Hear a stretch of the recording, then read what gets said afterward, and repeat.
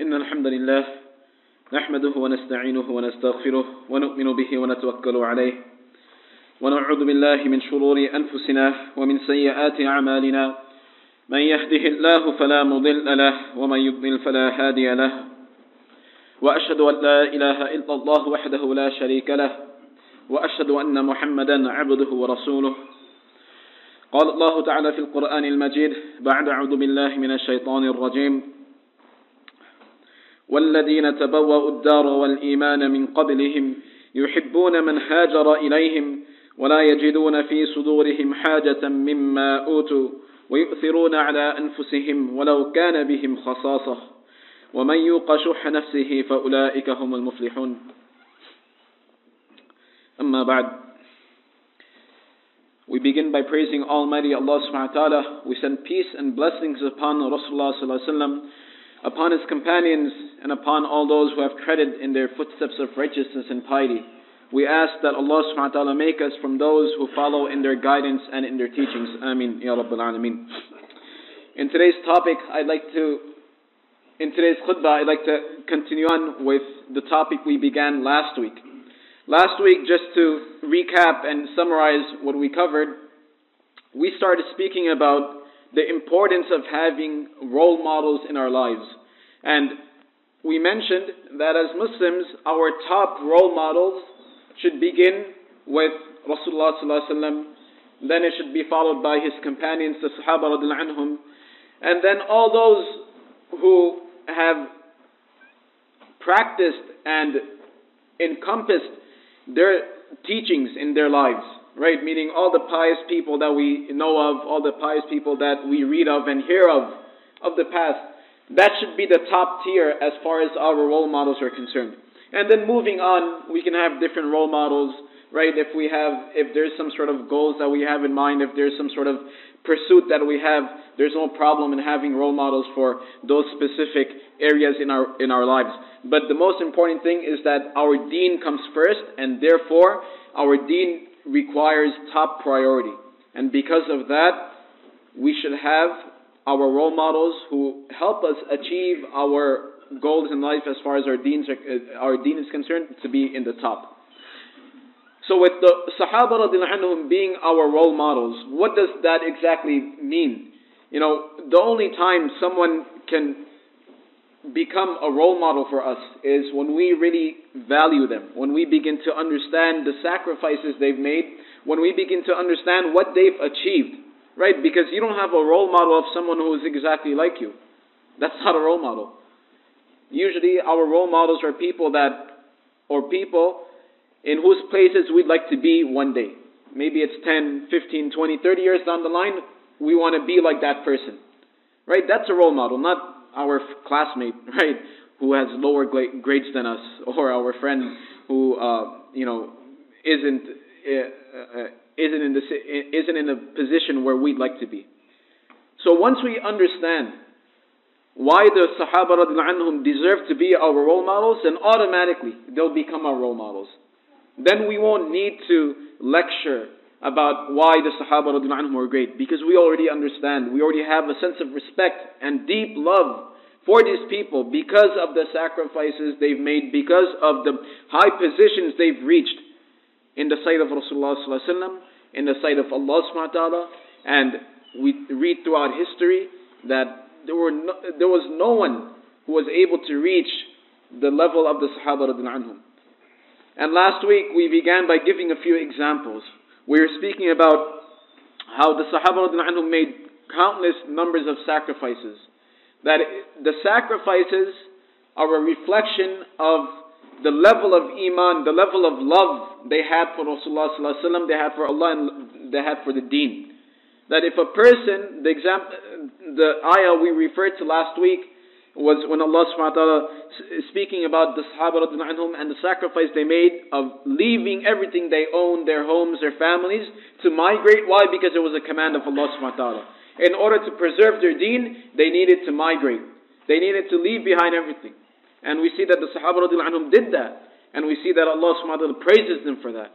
Allah says, وَالَّذِينَ آمَنُوا وَهَاجَرُوا وَجَاهَدُوا فِي سَبِيلِ اللَّهِ. That and those who believe, who migrate and who struggle in the path of Allah subhanahu wa ta'ala, أُولَٰئِكَ هُمُ الْمُؤْمِنُونَ حَقًّا. They are the ones who are the true believers. So they've made countless efforts. They've made countless sacrifices. Right? They didn't just say, we believe in the Prophet and that was it. Our iman is in our heart. We hear that so often nowadays. That my iman is in my heart. I'm a very spiritual person inside. Right? I'm a very spiritual person inside. Every now and then I zone out and I go to Medina and I perform Umrah and I come back. You hear crazy stuff like that. I met a guy once, he was saying it was time for Salah. Sorry, I met a brother who went to this country once and he was telling me a story. And he was telling me that when he went to this country, he met this very, very prominent and popular religious leader. Everybody in the country knew this person. He's like, so I went to visit that person, and it was time for prayer. It was time for salah. And I'm getting ready to make wudu and go, and I'm asking the people around me, aren't we going to pray salah? And all his followers are saying, we don't pray salah. Because our religious leader, he takes us to Medina in our spirit. So he's like, okay, what's going on? So the time for salah comes. This religious leader, this imam, sheikh, or whatever you want to call him, he says, okay guys, close your eyes. I'm going to take you guys to Medina and then we're going to come back. We're going to have a spiritual journey. Right? So the Sahaba didn't do that kind of stuff. They didn't say our iman is in our heart. We're very spiritual people. And their actions, there was no action. The Sahaba radiallahu anhum, they never made any sort of claim that I'm such a religious person. They never made any such claim. They proved it through their actions. If a person really wants to prove their deen, then prove it through your actions. Right? And we see that the Sahaba radiallahu anhum did that. They made the sacrifices that were required. And Allah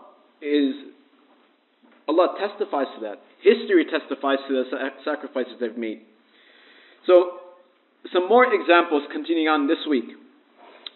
Last week you covered that the Sahaba radiallahu anhum, they migrated, and then the Sahaba who were living in Medina, who are already living in Medina, they didn't migrate, but they took up the burden of taking care of these refugee Sahaba. These Sahaba who migrated, who left everything behind. They came to a new land, a new place, they had to start all over again. And it was the Sahaba who lived in Medina who took up the responsibility of making sure that these new migrants, these new people who came into their land are settled, are being taken care of or looked after, and they can somehow get back on their feet and build up their family. Right? And that's not a small sacrifice. That's not a small effort. Imagine suddenly, overnight, you have an entire family to support. Right? As it is, many of us, we live paycheck to paycheck. Right? And all of a sudden, you have to take care of an entire family. Another family, another man, another woman, husband and wife, their children. The entire responsibility is on you. You have to provide shelter for them. You have to provide food for them. You have to take care of them. It's not easy. Even if they are adults, even if they are capable, healthy, right? They're still new. They still need a couple of weeks to get to know the place. They still need a couple of months to settle down and start something before they can have enough to move out. Right? So it's not... The Sahaba radiallahu anhum, they made great sacrifices. Moving on, Allah subhanahu wa ta'ala speaks about this very moment when the Sahaba radiallahu anhum migrated and the Muhajirin Sahaba, right? You had the Sahaba who migrated, they were known as the Muhajirun. The Sahaba who took care of them, who lived in Medina, they were known as the Ansar. Regarding them, Allah subhanahu wa ta'ala says in Surah Al-Hashr, وَالَّذِينَ تَبَوَّأُوا الدَّارَ وَالْإِيمَانَ مِنْ قَبْلِهِمْ يُحِبُّونَ مَنْ هَاجَرَ إِلَيْهِمْ وَلَا يَجِدُونَ فِي صُدُورِهِمْ حَاجَةً مِمَّا أُوتُوا وَيُؤْثِرُونَ عَلَى أَنفُسِهِمْ وَلَوْ كَانَ بِهِمْ خَصَاصَةٌ. Allah subhanahu wa ta'ala is saying that وَالَّذِينَ تَبَوَّأُوا الدَّارَ وَالْإِيمَانَ مِنْ قَبْلِهِمْ يُحِبُّونَ مَنْ هَاجَرَ إِلَيْهِمْ, referring to the Sahaba who lived in Medina. The Sahaba who lived in Medina, Allah subhanahu wa ta'ala is saying about them, يُحِبُّونَ مَنْ هَاجَرَ إِلَيْهِمْ. They loved the people who came to them, right? Imagine someone comes to you tomorrow and says, we're getting a family from whichever country, and we've picked you to be the people who will take care of this family, right? And this family has about 5 people you need to take care of.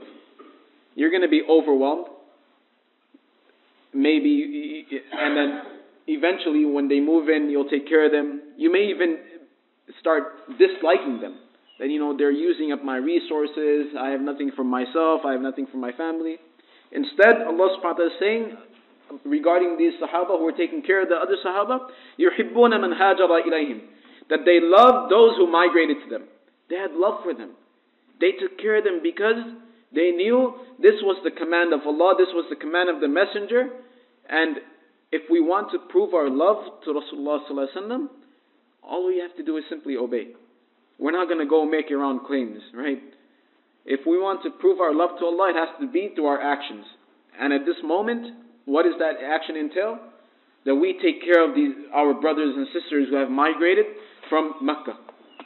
And then Allah subhanahu wa ta'ala says, وَلَا يَجِدُونَ فِي صُدُورِهِمْ حَاجَةً مِمَّا أُوتُوا, that and these companions who lived in Medina, first of all, they're making the sacrifices of sharing half their wealth with these strangers. And on top of that, Allah subhanahu wa ta'ala is saying that you will not find in them any sort of hatred or any sort of greed because of what the other new companions have been given. What this is referring to is that the Sahaba radiallahu anhu who migrated from Mecca, right, those Sahaba were very poor, as opposed to the people of Medina who were wealthier, better off, right? That was their hometown, that was their homeland. And initially, the first few battles that were fought, and back then, when there was a battle between whichever group of people, then there would always be the spoils of war, right? There would always be valuable items that the winning army would take, right? So after the battle, the Muslims won, and there was all this wealth that needed to be distributed. Wealth meaning armor, horses, weapons, shields, right? All these things are of value. All these things represented some form of wealth. And all these things were to be distributed. And Rasulullah ﷺ was distributing these items only to the people of Mecca. Imagine, these Sahaba who lived in Medina, they took care of the people of Mecca, and now when it's time to be rewarded, because both Sahaba, the people of Mecca and the Sahaba of Medina, both groups went out to fight in the battle. Both groups lost soldiers, lost people from their communities. Yet, when it came time to distribute the goods, only the people of Mecca were being distributed. Only the people of Mecca were being rewarded. Why? Because, at that point, they were the ones who really needed this to start up. And in the long run, this small wealth that they were receiving would actually help the Ansar become independent of them, right? But at that point, when you're just looking at that, you feel hurt. That, I've made all these sacrifices, why am I not being rewarded? Naturally, that's how we would feel. If we were in the position of the Sahaba radiallahu anhum, we'd feel exactly like that. That, we took care of these people, we even fought next to them, we did exactly what they did. In fact, we probably did even more. And we're not getting anything at all. Everything's being given to them. It doesn't, what kind of deal is that? But Allah is speaking about them saying, وَلَا يَجِدُونَ فِي صُدُورِهِمْ حَاجَةً مِمَّا أُوتُوا, that you will not find any sort of hatred, any sort of greed in their hearts for what the others have been given. This is how clean the hearts of the Sahaba were. This is how sincere they were. That they were completely pleased. They didn't even think anything beyond what the Prophet ﷺ did. That, okay, the Prophet's doing it, we're not going to make a fuss about it. We're not going to say anything. Right? They were so in love with Rasulullah ﷺ, they were so in love with the deen, that it became part of their nature. That whatever happens, we don't care. It's the command of Allah. And then it says, وَيُؤْثِرُونَ عَلَىٰ أَنفُسِهِمْ وَلَوْ كَانَ بِهِمْ خَصَاصَةٌ, that these Sahaba of Medina, يُؤْثِرُونَ عَلَىٰ أَنفُسِهِمْ, they preferred others over themselves, وَلَوْ كَانَ بِهِمْ خَصَاصَةٌ, even though they were in need. Right? So it's not that the people of Medina, they were pretty wealthy, they were well off, but they were not well off to the extent where, these guys were millionaires. Right? These Sahaba radiallahu anhum, what they had was sufficient for them to get by. But Allah is saying, so they had what was sufficient to get by. But they did not have enough to support another entire family. Right? But Allah is saying over here that despite not having the resources, يُؤْثِرُونَ عَلَىٰ أَنفُسِهِمْ, they preferred others over themselves. وَلَوْ كَانَ بِهِمْ خَصَاصَةٌ, even though they were in need of their own resources and finances. Why did they do that? Because it's what Rasulullah told them to do. Why did they do it? It was the command of Allah. This is the love the Sahaba had. And this is why they deserve to be our role models. Because I can say for myself, speaking about myself, if I was put in a position like this, I would not be able to fulfill this position. Right? If I was in a position like this, I would not be able to do it. And you have to ask yourself the same thing. Would you be able to do what the Sahaba did? If not, then that's why they deserve to be our role models. This is why they deserve our respect and our love. And this is why we as Muslims should never say or have any sort of ill feelings regarding the Sahaba radiallahu anhum. Moving on, Allah subhanahu wa ta'ala says another ayah, and this is of a different sacrifice the Sahaba radiallahu anhum made. Allah subhanahu wa ta'ala says in Surah Al-Fath, لَقَدْ رَضِيَ اللَّهُ عَنِ الْمُؤْمِنِينَ إِذْ يُبَايِعُونَكَ تَحْتَ الشَّجَرَةِ فَعَلِمَ مَا فِي قُلُوبِهِمْ فَأَنزَلَ السَّكِينَةَ عَلَيْهِمْ وَأَثَابَهُمْ فَتْحًا قَرِيبًا. Allah subhanahu wa ta'ala is speaking about the Sahaba radiallahu anhum during a very, very important occasion. This was known as Bay'atul Ridwan. What happened was, at this time, this was much later down the line. This was about 8-9 years after the Muslims after Rasulullah had migrated into Medina. Right? So now, you see that the Muslims, Rasulullah, they were pretty well established. Things were getting better. And it was at this time where Rasulullah told the Sahaba that we're going to go out to perform Umrah. And they went out to perform Umrah. And at that time, when they went out to perform Umrah, they noticed that once they reached Mecca was blocked off. The entrance to Mecca was blocked off. The people of Mecca, the Quraysh, they were saying, we're not going to let you in. Right? We're not going to give you entry to perform Umrah. So what the Sahaba, what Rasulullah did was, he commanded Uthman radiallahu anhu, that Uthman, why don't you go and be our ambassador, and go and speak on our behalf, be our envoy. Go and speak and try to negotiate, work out a deal with them so that they'll allow us to perform our Umrah, because all of us are ready to perform the Umrah. See if we can work something out. So Uthman radiallahu anhu, he went into Mecca. He's all alone, right? Imagine a bad example.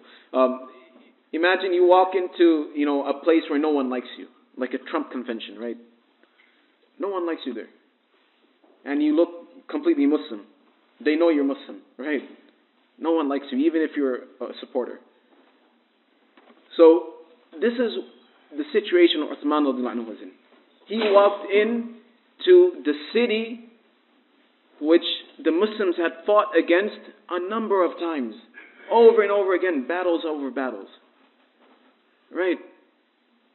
Uthman walks in. Why? Because he's been commanded by the Prophet ﷺ. He walks in knowing that at any moment these people would kill him. So he walks in there and he's negotiating, and they keep him up for a very, very long time. Hours go by, a day goes by, and there's no communication. Right? They didn't have cell phones back then. There's no communication. And now the Sahaba radiallahu anhum, Rasulullah ﷺ, they're getting worried. What happened to Uthman? Did they kill him? It's highly possible. Why? Because we've sent him all by himself into a place where people hate us, and most likely they killed him. Because he should have been back. It doesn't take 2-3 days for us to negotiate over a few issues, right? He should have been back. It was at that point, at that moment, where Rasulullah ﷺ told the Sahaba that if Uthman radiallahu anhu is killed, then we will not stop until we get justice on behalf of Uthman. And all the Sahaba that were there, they pledged to Rasulullah ﷺ saying that we will give up our lives if need be in order to get justice for Uthman and his family. So it's that incident which Allah subhanahu wa ta'ala is speaking of in this ayah, where Allah subhanahu wa ta'ala says, لَقَدْ رَضِيَ اللَّهُ عَنِ الْمُؤْمِنِينَ إِذْ يُبَايِعُونَكَ تَحْتَ الشَّجَرَةِ. That indeed Allah subhanahu wa ta'ala is pleased with the believers when they pledged to you under the tree, right? It was under a tree that this entire scenario took place. They were under a tree and Rasulullah was telling them that this is what's going to happen, and they pledged. So Allah is referring to that incident. فَعَلِمَ مَا فِي قُلُوبِهِمْ. So Allah knows regarding what's in their hearts. فَأَنزَلَ السَّكِينَةَ عَلَيْهِمْ وَأَثَابَهُمْ فَتْحًا قَرِيبًا. So Allah subhanahu wa ta'ala sent down mercy, وَأَثَابَهُمْ فَتْحًا قَرِيبًا, and granted them a victory, right? But the important part over here is that the Sahaba radiallahu anhum made that pledge, right? They made that pledge that we are ready to give up our lives. Why? Because Rasulullah sallallahu alaihi wasallam is asking us to do so, right? It wasn't that they were right there. It wasn't that, make this pledge and maybe 10, 15 years down the line it will happen, or maybe next week or the week after. When you have that grace period, then you can make them some excuse afterwards. This is right there and then. Right there and then. Rasulullah ﷺ asking from these men that, do you pledge to go and give up your lives, even if that be necessary, in order to get justice for Uthman? And they made that pledge, they made that promise. It's because of sacrifices like the ones that we've covered that Allah subhanahu wa ta'ala felt that they needed to be mentioned in the Quran. Imagine, the Quran is something that all of us are going to be reading. The Quran is something that will be read over and over again till the end of time. And Allah felt it was necessary that Allah highlights these important occasions and these important moments during the lives of the Sahaba radiallahu anhum, during the lives of Rasulullah sallallahu alaihi wasallam. Because understand, we would not be reading the Quran, we would not be reading the Hadith, we would not be understanding or practicing our deen if it were not for the sacrifices which the Sahaba radiallahu anhum made. Allah chose the Sahaba to be the carriers and the transporters of our deen. And it was because of their sacrifices back then that we still have the deen today. And throughout history, there have been people who have upheld the deen, who have made sacrifices in order for the preservation of this deen. You continue reading throughout history, you see such great works. We read the collection of hadith collected by Imam Bukhari. And we say, we read it very leisurely. Like, yeah, these are authentic hadith, mashallah, whatnot, right? But if we understood the sacrifice Imam Bukhari went through, what transpired in his life, you'll automatically gain a different level of respect when you read that book. Because Imam Bukhari, he only became famous and respected after he passed away. When he was alive, he was persecuted. He was treated unjustly. He was treated unfairly. Right? He wasn't someone who was revered and respected like the way he is today when he was alive. Only after he passed away, people realized his greatness. So you see that throughout history, there were people like that who followed in the footsteps of the Sahaba radiallahu anhum. Why? Because they made the Sahaba their role models. And that's the entire point of all this. That we have to make the Sahaba radiallahu anhum our role models. And may Allah save us from going through such difficulties as the Sahaba. But the point is, we should have that in our minds, that if ever we are called to strive for the deen of Allah, if ever we are called for the service of our deen, we should be ready like the Sahaba radiallahu anhum, right? And how does that take place? Obviously that takes place by doing the basics, by doing what the Sahaba radiallahu anhum did, by listening to Rasulullah sallallahu alaihi wasallam, obeying Rasulullah sallallahu alaihi wasallam, just praying. Doing the small things on a daily basis will make us closer to the Sahaba, make us closer to Rasulullah sallallahu alaihi wasallam. So may Allah subhanahu wa ta'ala allow us to realize the importance of having these special people as our role models in our lives. May Allah subhanahu wa ta'ala allow us to understand the great sacrifices these Sahaba radiallahu anhum made, and the great level and love Allah subhanahu wa ta'ala and His Messenger have for these people. Ameen. And may Allah subhanahu wa ta'ala put love for us, for them in our hearts as well. Ameen. إن الله يأمر بالعدل والإحسان وإيتاء ذي القربى وينهى عن الفحشاء والمنكر والبغي يعظكم لعلكم تذكرون فاذكروا الله يذكركم واشكروه ولا تكفرون.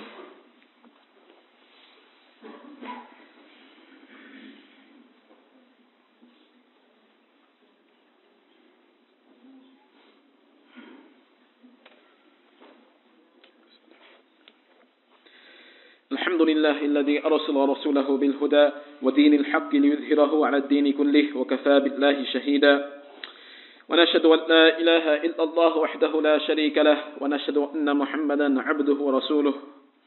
قال الله تعالى في القرآن المجيد بعد أعوذ بالله من الشيطان الرجيم إن الله وملائكته يصلون على النبي يا أيها الذين آمنوا صلوا عليه وسلموا تسليما اللهم صل على محمد عبدك ورسولك وصل على المؤمنين والمؤمنات والمسلمين والمسلمات وبارك على محمد وأزواجه وذريته.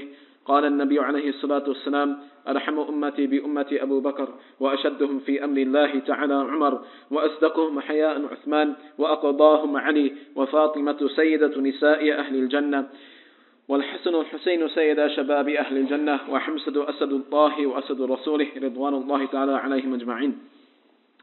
Dear brothers and sisters, in conclusion, I'd like to finish off by just reminding everyone that tonight we will be having our family night. And during family night, it's once a month, the first Friday of every month, and this happens to be the first Friday of January. And we start off with dinner. We have dinner at 6:45. It's free, so inshallah everybody is invited, right? Then after the Isha Salah, which is at 8 o'clock, we have the actual program. Tonight, for this month's family night, what we're going to be speaking about, just to give you guys an idea so that you guys have some sort of motivation to come by, we're going to be speaking about setting goals and planning for 2017, right? You know, there's a beautiful hadith that all of us know, إِنَّمَا الْأَعْمَالُ بِالنِّيَّاتِ, that actions are based on our intentions. What are intentions at the end of the day? Intentions are plans that we have to do something. And that's what a goal is. A goal is an intention that we're going to do something in the next week, the next year, the next 20 years, whatever the case. And with the beginning of a new year, we feel sometimes as though it's a new start for us, and therefore we're motivated to set some goals for ourselves, make some new intentions, and make plans for that. So inshallah tonight we're going to be speaking about that, and we're going to be speaking about number one, setting goals, right? Number two, how we can plan so we can achieve these goals, right? Because all of us make goals and have intentions and have dreams. At the end of the day, a goal is a dream with a deadline. That's what it is. So we're going to find out all these goals and dreams that we have, and we're going to make plans, right? Just to give you guys somewhat of an idea, according to statistics, it mentions that 41% of Americans who usually make New Year's resolutions never follow up with them. It's only about 8% who complete or achieve their New Year's resolutions, right?